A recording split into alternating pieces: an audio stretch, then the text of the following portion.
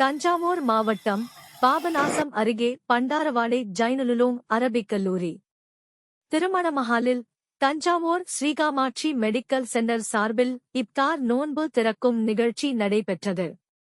இதில் உலக அமைதி மற்றும் ஒற்றுமைக்காக சிறப்பு பிரார்த்தனைகள் செய்யப்பட்டது. நோன்பு திறக்கும் நிகழ்ச்சியில் சூபி நகர் பள்ளிவாசல் இமாம் முகமது பால் கிராத் ஓதினார். காமாட்சி மெடிக்கல் சென்டர் நிர்வாக இயக்குனர் கே இனியன் துவக்க உரையாற்றினார்.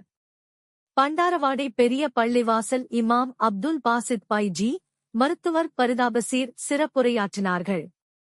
பண்டாரவாடை பகுதிகளை சுற்றியுள்ள ஜமாத்தார்கள், பொதுமக்கள், சமூகார்வலர்கள், அரசியல் கட்சி நிர்வாகிகள், இமாம்கள் மற்றும் ஆண்கள், பெண்கள் உட்பட 1000க்கும் மேற்பட்டோர் கலந்து கொண்டனர்.